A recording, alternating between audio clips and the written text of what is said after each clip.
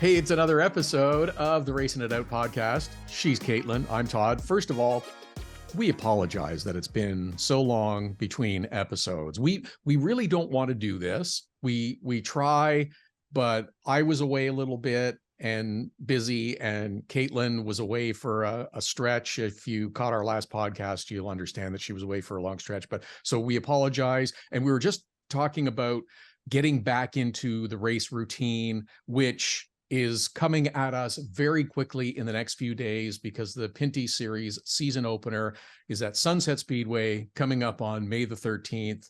Can't wait to get started. The demon is lurking over my shoulder of, are you ready? That's a hell of a way. Are you ready for the grind, Caitlin? Caitlin, it is race season. Get ready. It is a welcome grind, though, because it is. It's really our happy place to be at events and amongst the teams and the cars and the fans and just enjoying all of the sights and spectacle that is being at a racetrack and being at a racing event. Well, it's even just, you do so much preparation and work leading up to the event, and you're like, oh, we have to make sure everything is perfect. Everything is tip-top shape. Everything is just right. And like, you're making all these changes and you're making all these like, you just want everything to be perfect, and you have this idea that everything needs to be done and ready for it. But once that season starts, you're in a completely different mindset. You are in a schedule, you are in a routine. I am so ready for that routine because it's predictable. For me, for a person that struggles with focus and a lack of routine, having a predictable schedule where I know how things are going to go, I know when I'm supposed to get things have a similar format or like some kind of format. It's very structured to me, and it actually is like, it kind of, while it is the busiest time of our year, for me, it kind of feels like a weight off my shoulders in a way. It's an interesting back and forth with that, because I'm with you. I like to have a routine, and I like to know where I'm going and what is coming up and following a tight schedule. But here's the part for me, and I don't know if you're exactly the same. I don't like doing exactly the same thing, exactly the same way all day, every day. Right. Does that make sense? Because and we have talked about this, I think, too, on the podcast, maybe. I like routine. Like normally my routine is like, I'll get up in the morning and I'll do some stuff and I'll do some work for an hour or two or whatever. And then it's like, okay, things are calm and under control right now. I'm going to cut out and I'm going to go to the gym and I'm going to have a quick swim. And like, that's just kind of a thing I like to do. And I try to do it at almost the same time every day. But if it becomes, I don't know, if it becomes too much of this is a formal routine, and you're right. Maybe you're required to do it every day. Right. Like if you have to do it at 1 o'clock every single day, it's like you start getting anxiety when that 1 o'clock is approaching, and you're like, oh, I need an extra like half an hour to get this stuff done. And like, having it the way you're kind of explaining it is like, oh, I just have to go swimming today. But here's the funny thing, and you just said we like schedules and we like an order and structure. But that's the benefit of sports, and I think that's the thing that's one of the reasons why. And if you caught our last podcast, Todd asked me about my ultimate frisbee team, and why I like doing sports every single week is because while I have it at the same time every single week on the same day, and it is a routine, those games are always different. It's a different experience. Right. You don't know what's going to happen. You don't know the team you're playing against, or like what could happen. Like, you don't know what's going to happen. So it's that excitement of something different every single week, even though it's the same activity. Whereas for me, going to the gym, if it was, I just have to go to the gym those 2-3 times a week, it feels a lot more repetitive and a lot less stimulating to me. And no fun involved. Exactly. And that's why we probably both love racing, is because we know we have to go to Sunset, then CTMP, then Chaudière, then Eastbound, and blah, blah, blah, blah, blah. But we have no idea what the fuck's going to happen at those races. Yeah, that's exactly right. So you're talking about the preparations and everything, because you've been doing this for a few years now too. This will be my 5th season. How many how many times over, say, the last week or two have you thought to yourself, boy, I wish we could have started this sooner. Boy, I wish we could have done this a little bit earlier. And it happens every year, doesn't it? You think, okay, I'm gonna plan more, and you're not in control of everything because there Oh are so God, many. no. Right, there are so many stakeholders and so many people that Mhm. have play a part and a role in things that you're involved in and stuff. So, but it's trying to herd everyone in a similar direction so that you know where the finish line is, and you're just trying to get everybody to cross it, before the last minute, and you have to like grab your bag and go and leave for the first event. I think I have about 6 things on my plate right now that all should have been done maybe like I would say at least 2 weeks ago.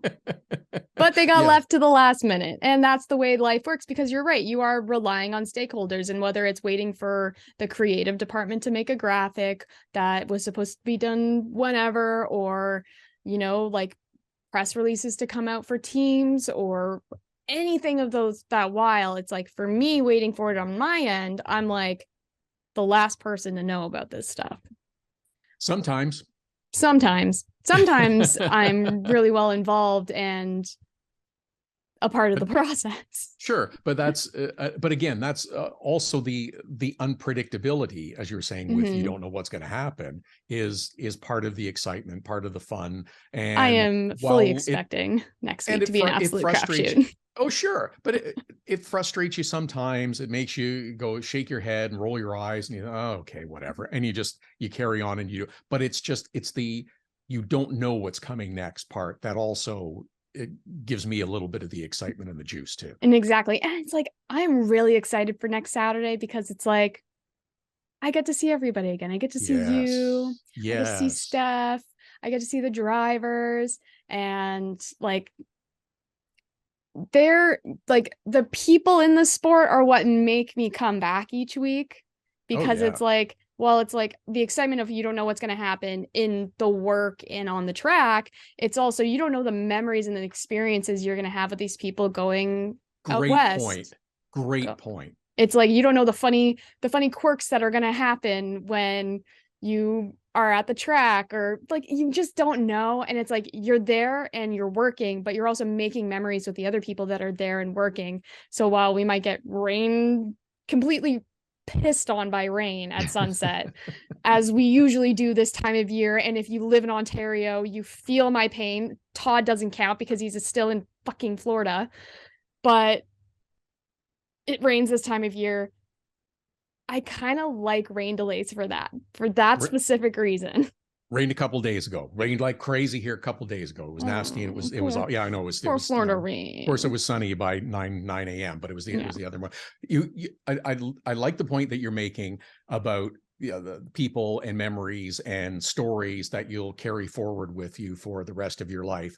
Mm-hmm. And I'll relate it a little bit in this manner, is that travel and trips for pleasure are things that some people do a lot of, some people do more of, some people, because of financial reasons, are unable to really travel that much. And I feel for you, because I forget where I read this years ago, but whatever it costs you for travel, for a holiday, vacation, a trip, or whatever, it doesn't have to be a 30-day extravaganza around the world tour or anything. Can be a weekend, can be an afternoon, can be something. But the memories that you have and make on that journey, whatever it is, short trip, an afternoon away doing something, those are, if you want to make it on a cost basis, very reasonably priced, because whatever you pay, you carry that memory and those stories with you for the rest of your life, which is many, many years, hopefully. And that's one way to look at it and think about, yeah, it's worth the investment to make the journey.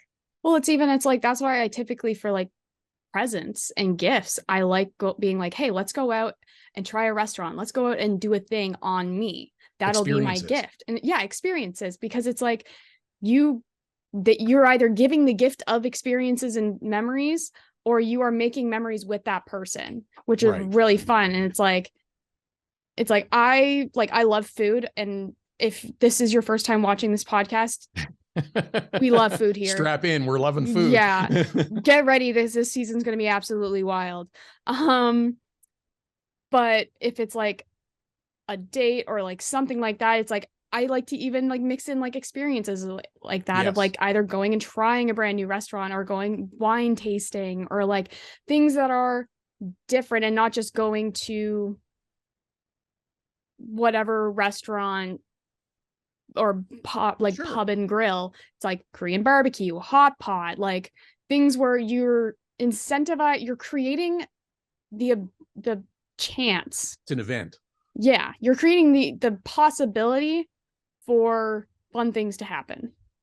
Right. So that's a good way, and that's what we get the benefit of participating in the racing series, whichever one that we're involved with on any given weekend, because it's an event, it's a happening. There will be people there that are friends and family and that we're close with and get to share experiences with. Somebody will inevitably have a travel story that will get shared early on, and that's just kind of how the thing gets going. So but that's that's the excitement part of it. Not to mention that we very much enjoy the motorsports on track, whether it's an oval, whether it's a road course, whether it's a street course. It really it really doesn't matter. So I'm excited to see we've got a lot of good drivers and teams coming back this year. There's a little bit of new blood, a little bit of returning veterans, a little bit of teams that are expanding their schedule a little bit.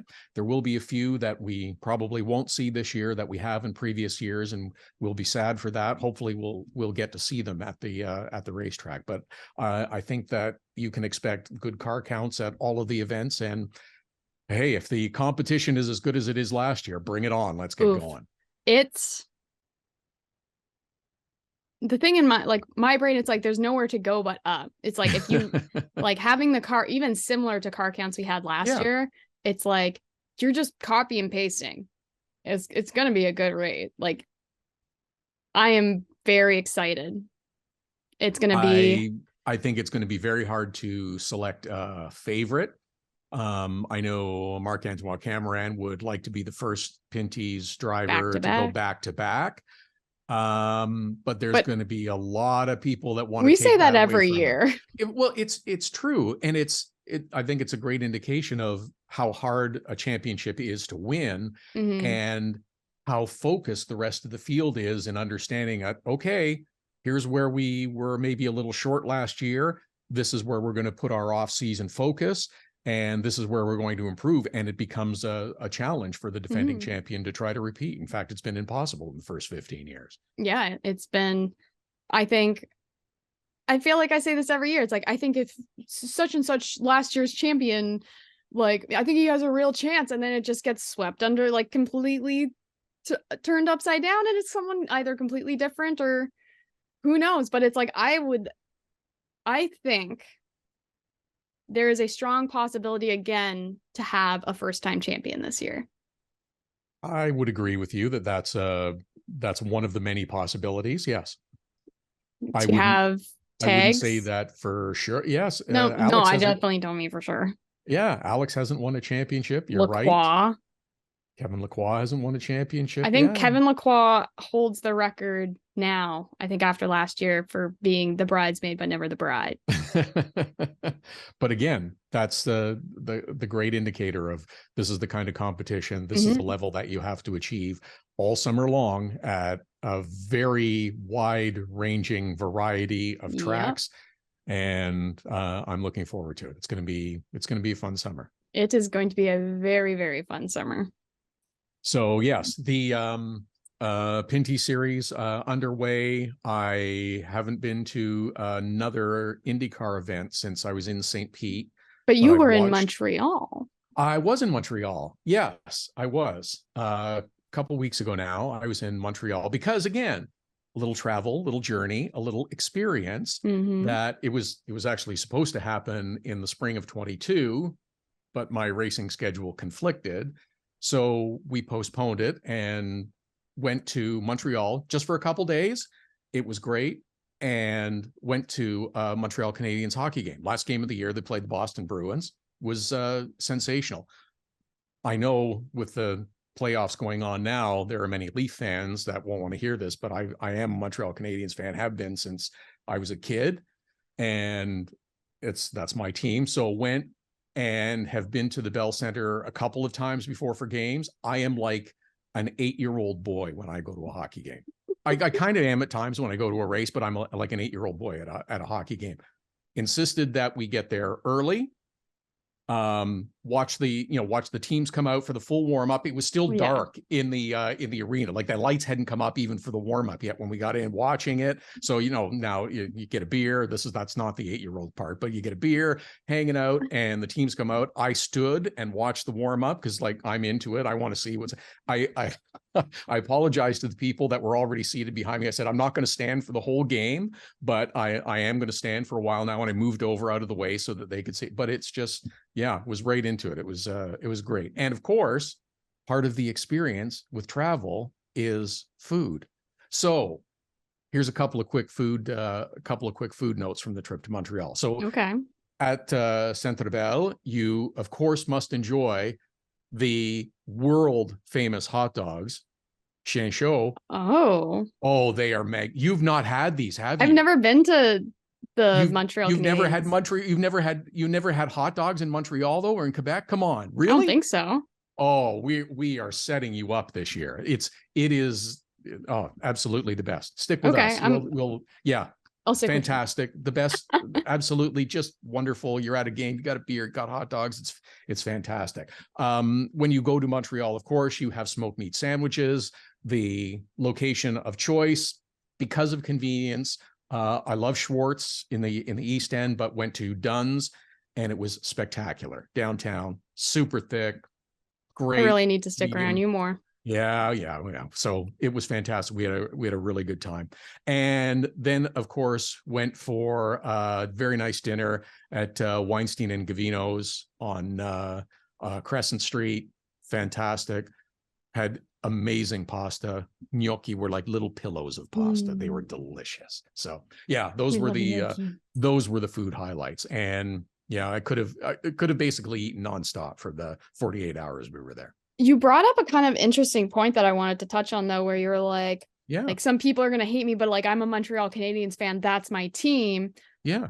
I'm a Sens fan, and that's maybe not a sense of pride for me, but it's the team I grew up. I grew up in the Ottawa area. It's the team I followed. It's the team I've actually worked for before. And I would die if I got to ever see them win a Stanley Cup. There's a little bit of hate that kind of goes on in the sphere around this time of year when, maybe your team doesn't make the playoffs. And I go, okay, well, the Leafs, let's go. I live in Toronto. I am very aware of the Toronto Maple Leafs and how they're always doing in the regular season and all that stuff. So when we get to the playoffs, they're naturally the team I cheer for because I really did want to see them break that curse. See? But you get a little hate if you're not a die-hard Leafs fan. Okay, so here's what I don't get. And I don't know if this is a hockey thing. I don't know if it's a Canadian thing. It might be a Canadian thing, but I don't get my team's out, so I'm going to cheer for this team now. See, I said, like, Montreal's my team, period. Maybe it's there because is no second place. I never really made it to the Stanley Cup playoffs. Fair enough, but I'm wondering too if people. I don't have a favorite driver. There's lots of We'll use NASCAR because they have the playoff. Mm-hmm. There's lots of great, talented NASCAR drivers. I don't have a favorite driver. I like and I admire a lot of them, but I don't have a favorite driver, so I can't really speak to if my driver doesn't make the playoffs or gets knocked out of the playoffs, do I cheer for another driver? That's something that I don't get to participate in because I don't have a favorite driver that way. So I'm kind of the same way with that of like the NASCAR verse. I have multiple drivers that I like and would like to see win and think are great and all this stuff that, I'll cheer for them throughout the playoffs and as they kind of get knocked out and all that stuff. But even more, especially when you get down to that championship 4, I have drivers that I don't want to win. in a ranking of who So I would like to win more than less. So you cheer against people versus for people. What if it gets down to the championship 4 and all the drivers I actually like are knocked out? That I think that's what I got to last year. Interesting. That's interesting. So no, I don't feel that. But that's kind of also how I feel about hockey as well, is like, I am a Canadian first and foremost. So when the Montreal Canadiens made it to the Stanley Cup playoffs a few years ago to the finals, you cheered for them. I was cheering for them because it was like, I would love to see a Canadian team win the cup. That would be amazing. And then as a Torontonian, I am amazed and so happy for the city of Toronto and that team that I have friends that work at and have friends that I know have dedicated their lives to this team finally get past round 1 of the playoffs.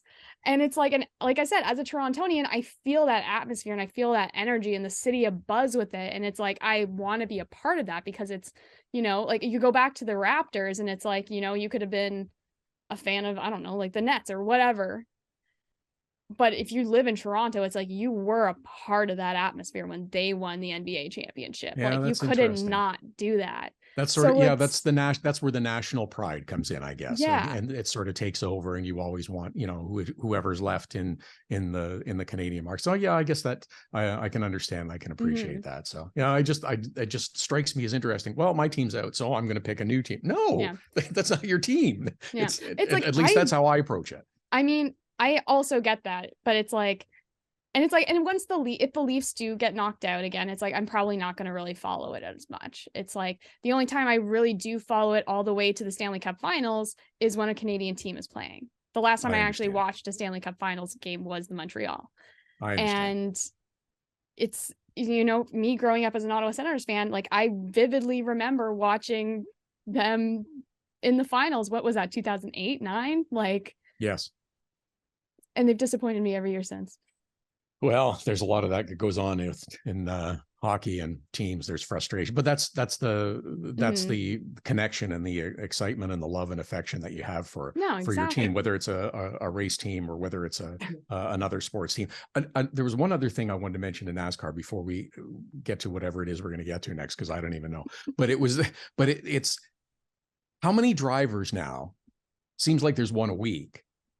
Have been getting hurt doing something other than racing their cup car. And I wonder, because there are some that have real tight contracts about what they're allowed to do and not allowed to do, depending on the sport that you're involved in. Like I can tell you from a number of years ago, there were hockey players, because I used to be more involved in hockey stuff.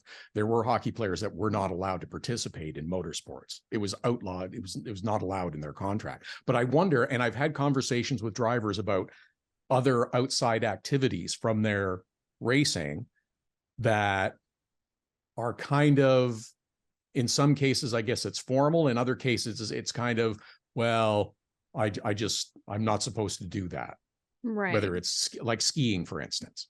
And I thought that this was a thing for Hendrick Motorsports for a while, where Hendrick Motorsports would not let their drivers compete in any other series.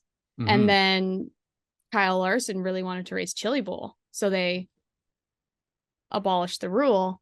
Well, now you have, I mean, Chase's was a snowboarding incident, but now you have Alex Bowman getting hurt in a racing incident. And it's like, I just wonder if it's something to watch and keep an eye on for the future. If there are going to become, if teams are going to become, because these are multi-million-dollar investments that they have in cars and teams and sponsors. Remind me, when Tony Stewart broke his back, was he still racing full time? Can't remember off the top of my head. I can't remember either, but it's like, and it's like, I guess a way you can look at it is it's like, they can very as much as easily get hurt on the track. You look at Kyle Busch breaking his legs. True. But that's doing their job. Yeah. This is another outside activity. I'm not saying we should get rid of it and stop it, but I'm just saying that maybe it's something that we want to keep an eye on going forward. Yeah, it might be something, because I wonder what it is in F1, because it's I can't imagine the contracts are involved in Formula One. It's just absolutely crazy. Yeah, it's like I would imagine that they do have contracts like that where it's like you are very limited. It is common to have restrictions depending on sport and what it is and stuff. I wanted to touch on, this is something that we'll get to, is the 100 days to Indy, behind the scenes, unscripted reality show, whatever you want to call it, has finally made its debut for IndyCar it's 6 episodes, planned 6 episodes, I believe, leading up to the Indy 500. So I watched it last week. It's not available in Canada yet. Apparently they're working on international distribution. Hasn't been done yet. But also in the last couple of days, it was announced that Vice, one of the companies that's producing it, is going into bankruptcy. Which, if you followed IndyCar for any length of time, you're just shaking your head at and saying, I'm not surprised to hear that. But anyhow, it's not going to affect the series. It's going to keep going. So I watched it and I'm thinking about it, and it's like, oh, I don't know if I would have done this. I don't know if I would have done that. Oh, why did they do this? You mean in terms of editing? Well, just kind of what the content was, how they put it together. And I'm thinking I would have done it differently and stuff. But then I came to the realization after, it was probably a day or so after, this series isn't for me. It's for someone who has a very small amount of knowledge and or interest in IndyCar open wheel racing. Yeah. I have a huge interest and involvement in IndyCar open wheel racing. So this series is not for me. It didn't talk down to me, as some people are quick to criticize when you have shows like this. But it was just kind of, okay, I get it. It was kind of an introduction. I thought it was a little predictable at times. And I need to watch more and see more where it goes to decide if I'm happy with it or not. Is it a good thing to have? I've always said I think it is a good thing to have more opportunity. We'll see where it goes. I'm not sure. I guess jury's still out until you get to watch all of the episodes, and the content hasn't been written yet because not all the races have been run, especially the Indianapolis 500. Yeah, that's a very good point. But you make an interesting point about like it talking down to you. And it's like there is a level that I've found, at least with the last couple seasons of Drive to Survive, where it's like I kind of like the first couple seasons I was like zoned in, just like must watch. Like this was like, and that might have been because it was new information for me. I hadn't really been following Formula One. Sure. But it's like, at least in the last season, the way it's like you can only explain racing so often. And I know there are a couple like narrations and voiceovers that were like, it's like, well, qualifying is the most important thing because it's what sets your position for the race on Sunday. And it's like, no fucking shit. I know that.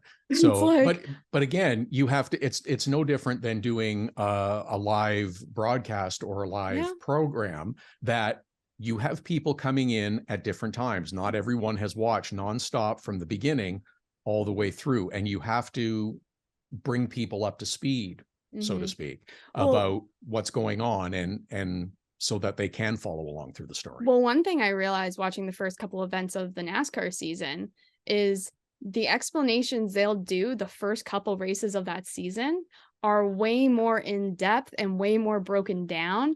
And then when you get further along in the season, you almost don't see them that much in the later races. Sure. And depending on the event too, for instance, the Daytona 500, big, huge event, you have lots of people sampling. Yep. So you have to present things in a little different way so that everyone can keep up and carry along. So, and again, there are some that are avid enthusiasts who crap all over that. And I think you just need to take a second and understand, you get new people all the time. You want new people all the time.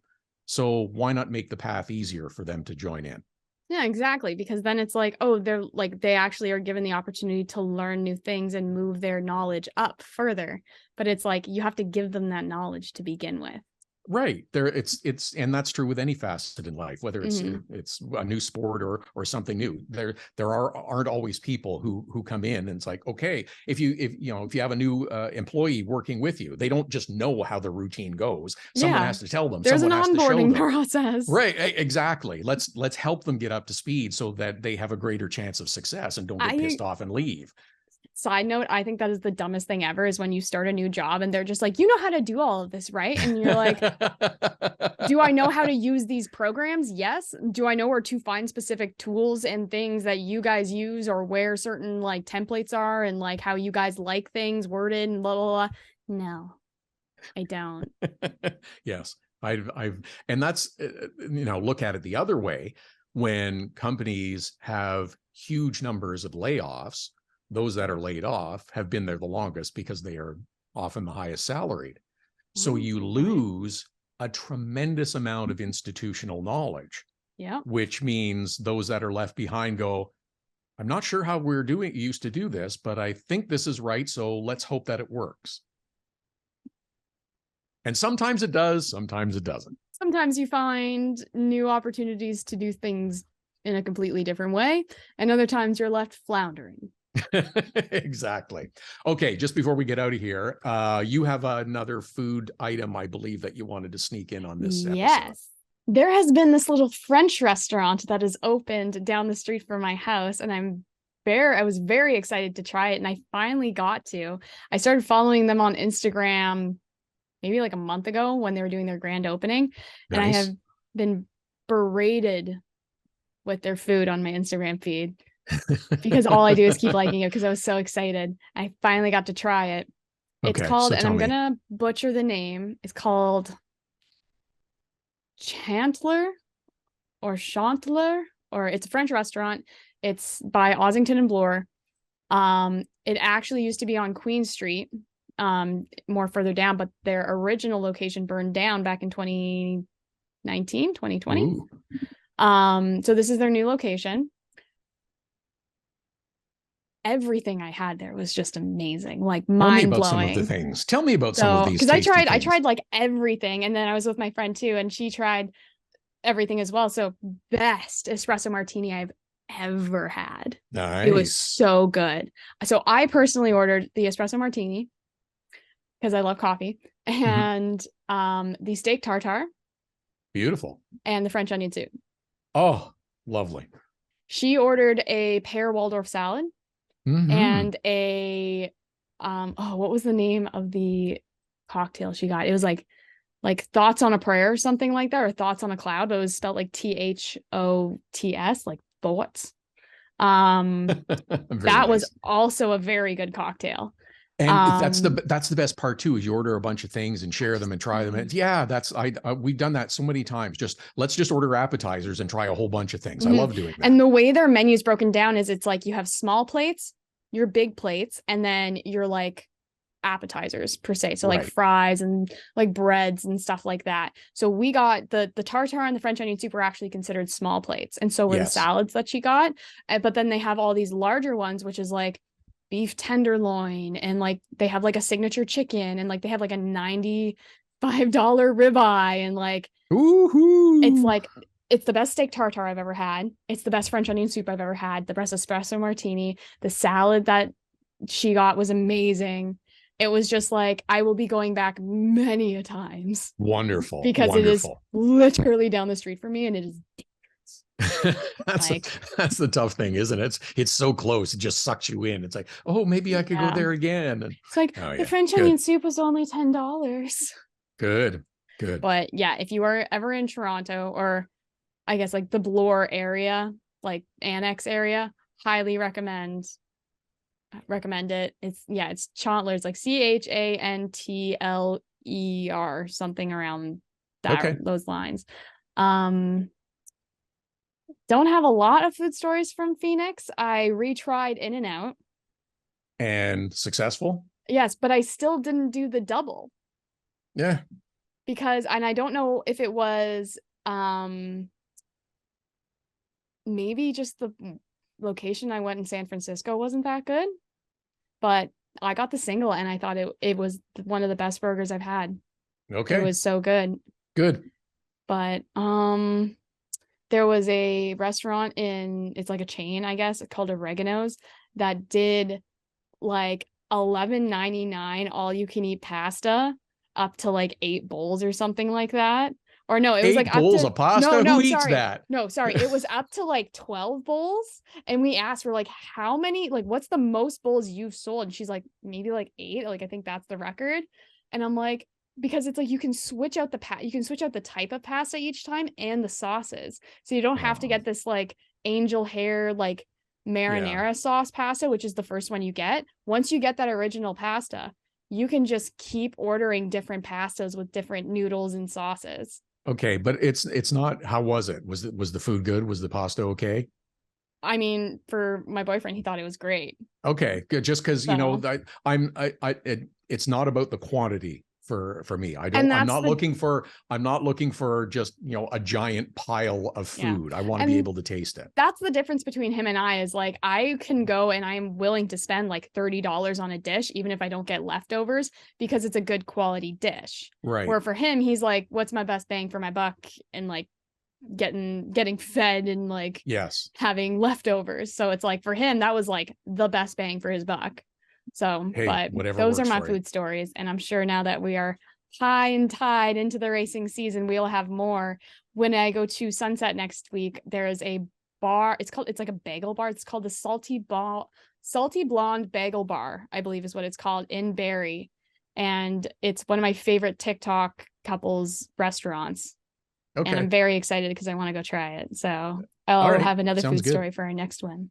Well, and that's it. We're into the routine now. I've already been looking at restaurants for travel Oh, as we really? go through the season. Yeah, so it'll be a fun season. We don't have any information on it yet, but something we've talked about, and I'm just going to hit you with this, is we've talked about trying to do more live podcasts too, because we really enjoyed the ones that we did at the Motorama show and the Canadian International Auto Show. Mm-hmm. So hopefully we will be able to line up and schedule more of those over the summer. If you're listening and have a place that you want us to be and do, hit us up. We are definitely open to the idea. So that'll be a lot of fun, I hope. I will probably be available to do the CTMP IMSA weekend again. Okay. That'd be a fun one. That would be good. That's so. that's another one outside of the Pinty's events or other events that we'll be at. So yes, we're open to doing more on location podcasts because they're a lot of fun. So oh yeah. Okay, the disclaimer is the thoughts, ideas, opinions, suggestions, and vicious innuendos. No. That's one thing that we've avoided, and I really like that. The thoughts, ideas, opinions, and comments on the Racin It Out podcast are those of Todd and Caitlin. They do not represent the views of NASCAR, TSN, Honda Indy, Green Savory Racing Production, and anyone that we may or may not work for at some point in our natural lives going forward. Beautiful as always. All right. We will see you guys. Next time we see you guys, it'll be race season.